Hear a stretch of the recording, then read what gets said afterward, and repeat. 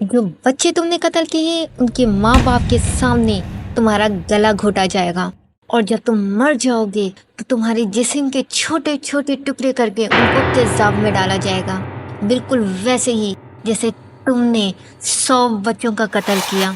जी हाँ दोस्तों, ये अल्फाज थे उस जज के जिसने जावेद इकबाल जैसे दरिंदा सिफ्त इंसान को कत्ल की सज़ा सुनाई थी।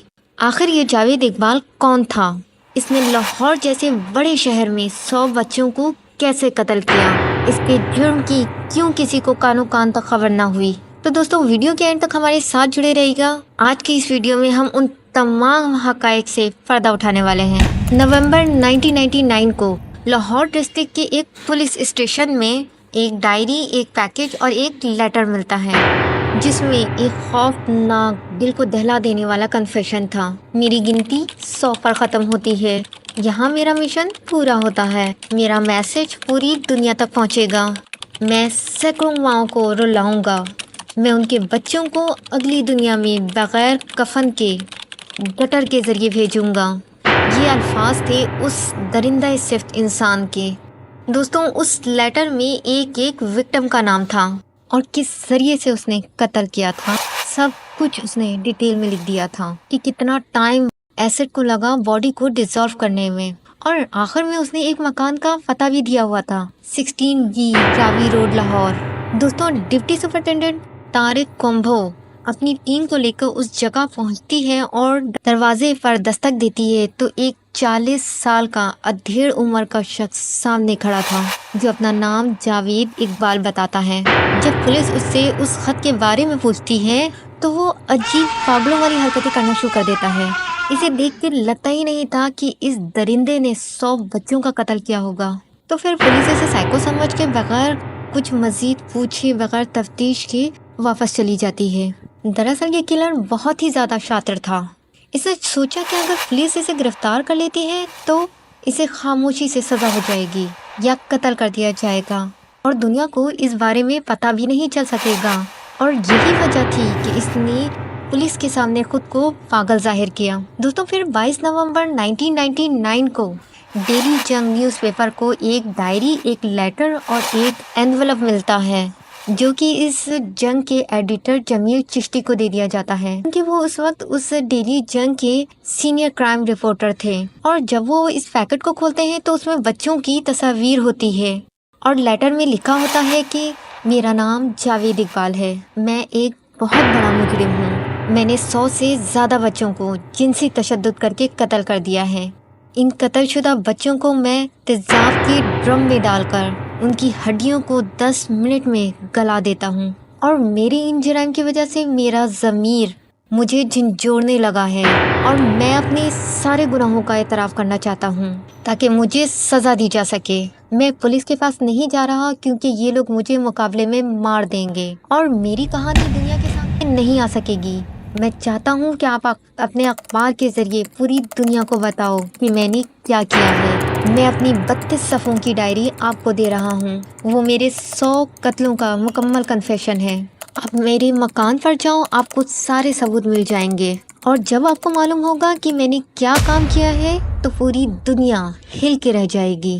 तो दोस्तों, नईम हाशमी जो है वो बग़ैर वक्त ज़ाया किए पुलिस को लेकर उस मकाम तक पहुँचते हैं, पर उस पर ताला लगा होता है। जब वो दीवार कूद के अंदर जाते हैं तो वहाँ उन्हें 80 जूतों के पेयर्स मिलते हैं और एक बोरी में बच्चों के कपड़े होते हैं।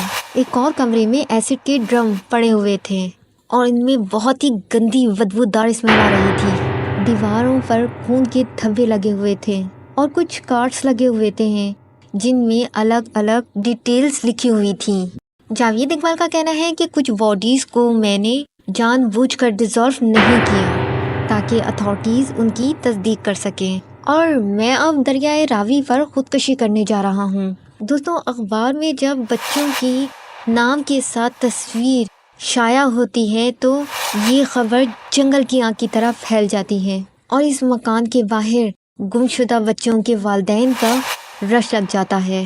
दोस्तों, जावेद इकबाल का ख़ानदान तकसीम हिंद के बाद लाहौर आ गया था। उनके वालिद मोहम्मद अली मुग़ल लाहौर में स्टॉक मार्केट के एक ताजिर थे।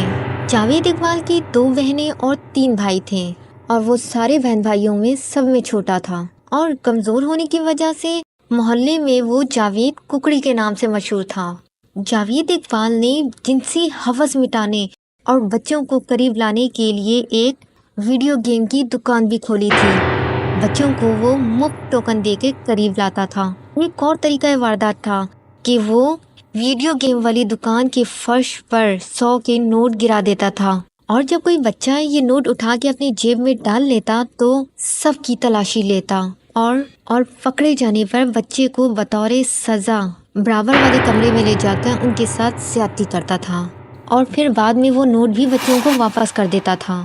اور اسی طرح جاوید اقبال نے فش ایکویریم کی ایک شاپ بھی کھولی تاکہ بچوں کو اپنی طرف مائل کرنے کے لیے، اور ایک جم بھی بنایا اور شاد باغ میں فیئر پرائز شاپ بھی کھولی جہاں مارکیٹ سے سب سے زیادہ سستی چیزیں دستیاب ہوتی تھی، اور سنی سائیڈ اسکول کے نام پر ایک ایئر کنڈیشن اسکول بھی کھولا۔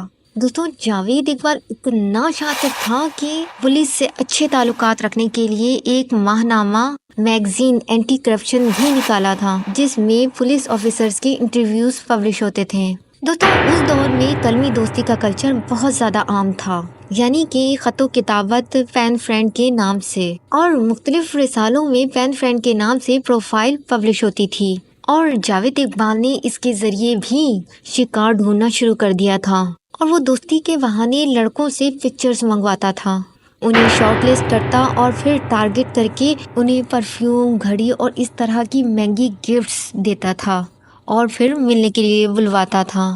دوستوں، جب گھر والوں کی طرف سے اسے شادی کرنے کے لیے دباؤ ڈالا گیا تو اس نے اپنے ایک معشوق لڑکے کی بہن سے شادی کر لی تاکہ اس لڑکے سے مل جل پر کوئی اعتراض نہ کر سکے۔ اس نے گورنمنٹ اسلامیہ کالج لاہور سے انٹرمیڈیٹ کیا۔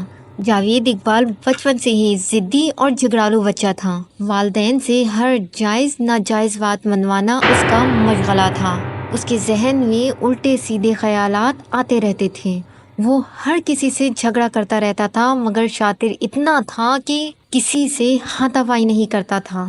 جاوید اقبال کے والد نے اسے شاد باغ میں ایک لوہے کا چھوٹا سا کارخانہ کھول کر دیا تھا۔ اپنے کارخانے میں وہ لیبر کے طور پر بچوں کو بھرتی کرتا تھا اور ان کی ہر ضرورت کا خیال رکھتا تھا۔ اس کے باپ نے شاد باغ میں ایک شاندار بنگلہ بھی اسے خرید کر دیا تھا۔ دوستو، یہی شاد باغ کا علاقہ تھا جہاں پہلی بار اس پر بدفعلی کا الزام لگا تھا۔ سن 1990 میں اس پر مقدمہ درج ہوا تھا لیکن یہ وہاں سے فرار ہو گیا تھا۔ پولیس نے اس کے 2 بھائی اویس مغل اور سعید مغل کو گرفتار کر لیا تھا اور یہ لوگ 7 دن تک جیل میں بند رہے تھے، لیکن پھر بھی جاوید اقبال نے اپنی گرفتاری نہیں دی۔ پھر پولیس نے اس کے شاد باغ کے بنگلے پر چھاپا مار کر اس کے محبوب لڑکے کو اٹھا لیا۔ پھر جاوید اقبال نے فوری طور پر گرفتاری دے دی اور کچھ عرصے بعد جاوید اقبال ضمانت پہ رہا ہو گیا اور پھر یہ معاملہ یوں ہی ختم ہو گیا۔ دوستوں، 17 ستمبر 1998 کو جاوید اقبال ایک مالش کرنے والے لڑکے کو گھر لے کر آتا ہے اور اس لڑکے کے ساتھ جاوید اقبال نے زیادتی کر ڈالی اور اس لڑکے نے اپنا بدلہ لینے کی ٹھان لی، اور جب وہ سویا تو اس نے اپنے دوستوں کے ساتھ مل کے جاوید اقبال کو خوب مارا، اس کے سر پر بندوق کی رسٹ سے بار بار وار کیا اور وہ شدید زخمی ہو گیا۔ جاوید اقبال اتنا زیادہ زخمی ہو گیا تھا کہ کئی مہینے تک لاہور کے جنرل ہاسپٹل میں زیر علاج رہا۔ اس کے سر کی کئی ہڈیاں ٹوٹ چکی تھیں، اس کا سر پھول کے پانی والے گھڑے جیسا ہو گیا تھا۔ اس کی کنڈیشن اتنی زیادہ خراب ہو گئی تھی کہ وہ کسی کو پہچان بھی نہیں پا رہا تھا، اور کئی دن تک اس کا وہاں پر علاج چلتا رہا، اور اس کے علاج میں اس کا گھر، گاڑیاں، دکان تک سب بک گئے تھے۔ اس دوران اس کی والدہ نے ہی اس کا خیال رکھا، اور اسی دوران اس کے ملازم ارباب کے والدین نے بھی اپنے لڑکے سے جنسی زیادتی کا مقدمہ درج کروا دیا تھا جاوید اقبال پر۔ چنانچہ جاوید اقبال کو ہاسپٹل سے باہر آتے ہی گرفتار کر لیا گیا تھا اور ریپ چارج پہ پولیس اس کو 100 کوڑے مارتی ہے۔ اس وقت اس کی ماں اس کے لیے خوب روتی ہے، تڑپتی ہے، آنسو بہاتی ہے۔ وہ کچھ عرصہ جیل میں رہنے کے بعد پھر ضمانت پہ رہا ہو گیا۔ دوستوں، جاوید اقبال اپنی ماں کو پہنچنے والی تکلیف اور پولیس کے رویے سے دل برداشتہ ہو کر اس نے فیصلہ کر لیا تھا کہ اس نے اب بدلہ لینا ہے۔ 100 بچوں کو قتل کر کے ان کی ماؤں کو ویسے ہی رلانا ہے جیسے میری ماں روئی اور تڑپی تھی میرے لیے۔ اور اسی مقصد کو پورا کرنے کے لیے اس نے راوی روڈ پر ایک چھوٹا سا گھر کرایہ پر لیا، اور 20 جنوری 1999 کو بچوں کے قتل کی شروعات ہوتی ہے۔ جاوید اقبال کو لاہور میں ایک پرفیکٹ ہنٹنگ اسپاٹ ملتا ہے، داتا دربار۔ جی ہاں دوستوں، داتا دربار ساؤتھ ایشیا کا سب سے بڑا صوفی شائن ہے، اور وہاں بے شمار بچے روزانہ کھانے کی تلاش میں آتے رہتے ہیں، اور جاوید رہائش اور کھانے کے بہانے انہیں اپنے گھر لے جاتا ہے، اور مزید کچھ بچے اسے بس کے اڈے سے ملتے تھے جو کہ عموماً اپنے گھروں سے بھاگے ہوئے ہوتے تھے، اور 147 دن میں پورے شہر سے 100 بچے غائب ہو جاتے ہیں۔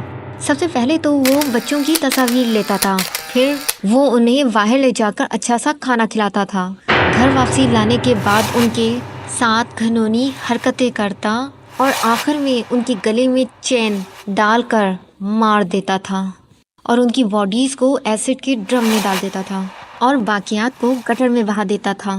دوستوں، وہ اب ان چیزوں سے اکتا گیا تھا، اور تبھی اس نے سرنڈر کرنے کا فیصلہ کر لیا تھا، اور اسی لیے اس نے پہلے پولیس کو خط لکھا، اور جب پولیس نے اس پر توجہ نہیں دی تو اس نے روزنامہ جنگ کو خط لکھا، اور یہ خط خاور نعیم ہاشمی کو ملا جو جنگ کے ایڈیٹر تھے، اور اس میں 75 بچوں کی تصاویر بھی تھی، اور اس نے کہا کہ وہ پولیس کو گرفتاری نہیں دے سکتا، اور اگر اس نے ایسا کیا تو پولیس اسے مقابلے میں ہی مار دے گی، اور خاور نعیم ہاشمی نے اسے اخبار کے دفتر میں بلایا۔ یہ رکشا میں بیٹھ کر آیا، اور اس کے ساتھ 2 لڑکے اور بھی تھے، اور جب اخبار کے دفتر میں اس کی تلاشی لی گئی تو اس کے شلوار کے نیفے سے زہر کی پڑیاں نکلتی ہے۔ اس کے علاوہ کافی ساری نیند کی گولیاں بھی برآمد ہوئی۔ اس کا منصوبہ یہ تھا کہ کوئی ایسی ویسی بات ہوئی تو وہ آسانی سے خودکشی کر سکے گا۔ دوستوں، یہ اطلاع ملتے ہی پولیس کی بڑی فورس اخبار کے دفتر جمع ہو گئی۔ نعیم صاحب کے مطابق آئی جی جنرل شمیم صاحب نے انہیں ٹیلی فون کر کے کہا کہ ہمیں معلوم ہے کہ جاوید اقبال آپ کے پاس ہے، اسے پولیس کے حوالے نہ کریں کیونکہ پولیس اسے کسی بھی بہانے سے مار ڈالے گی تاکہ انہیں تفتیش نہ کرنا پڑے۔ نعیم صاحب نے صورتحال دیکھ کے جاوید اقبال کو ملٹری کے حوالے کر دیا۔ جاوید اقبال کا نفسیاتی معائنہ کرنے والے ڈاکٹر سہیل نے وائس آف امریکہ کو بتایا کہ جاوید اقبال نے جنگ کے دفتر میں خود کو سرنڈر کیا ہے۔ وہ 31 دسمبر 1999 کی رات تھی، اور اس نے بہت ہی زیادہ سوچ سمجھ کے وہ رات چنی تھی تاکہ 1 جنوری کو نئے صدی کے پہلے دن ہی دنیا کے اخباروں میں 20ویں صدی کا سب سے بڑا سیریل کلر کی ہیڈ لائن لگ جائے۔ جاوید اقبال نے نہ صرف گرفتاری دی بلکہ ثبوت بھی فراہم کیے۔ اس نے کہا کہ اسے اپنی شفافیت پر کوئی شرمندگی نہیں ہے، اسے اس دنیا سے نفرت ہے۔ اس کے گھر پہلے جانے والے صحافی جمیل چشتی کے مطابق جب جاوید اقبال کے گھر گئے تو وہاں پر ڈرموں میں ہڈیاں تھی، ایک جگہ 100 بچوں کے جوتے تھے، اور ایک جگہ بچوں کے کپڑے۔ اس گھر سے 2 جگ انسانوں سے بھرے بال اور ایک جگ 16 انچ لمبی لوہے کی موٹی چین ملی۔ گھر سے تصویر کا ایک البم اور 3 ڈائریاں بھی ملی۔ ایک ڈائری میں بچوں کے نام درج تھے جبکہ دوسری ڈائری میں طریقہ واردات لکھی گئی تھی۔ جب اخبار میں بچوں کی تصاویر چھپی تو لوگ بچوں کی تلاش میں اس گھر تک پہنچ گئے۔ کئی والدین نے تو اپنے بچوں کو کپڑے اور جوتوں سے شناخت کی۔ دوستوں، 28 بچوں کی لاشیں پوسٹ مارٹم نہ ہونے کی وجہ سے عدالت نے انہیں تسلیم نہیں کیا، اور مارچ 2010 میں جب اللہ دتا کی عدالت میں یہ کیس آیا تو اس کا تاریخی فیصلہ کیا گیا اور حکم دیا گیا کہ مینار پاکستان پر متاثرہ بچوں کے والدین کے سامنے اس کے جسم کے 100 ٹکڑے کیے جائیں، انہیں تیزاب میں ڈال کے محلول کر دیا جائے، اس شخص کو مینار پاکستان کے آخری منزل سے نیچے پھینک دیا جائے، اور جب اس کی لاش زمین پر گرے تو چیل اور کوے اس کی بوٹی کو نوچ نوچ کے کھائیں۔ دوستوں، اس سے پہلے کہ سزا میں عمل درآمد ہوتا، جاوید اقبال اور اس کے ساتھی نے جیل میں ہی خودکشی کر لی۔ اگر آپ کو یہ والی ویڈیو پسند آئی ہو تو اوپر آئی بٹن پہ کلک کر کے نیکسٹ ویڈیو لازمی دیکھ لیجیے گا۔ ملتے ہیں نیکسٹ ویڈیو میں۔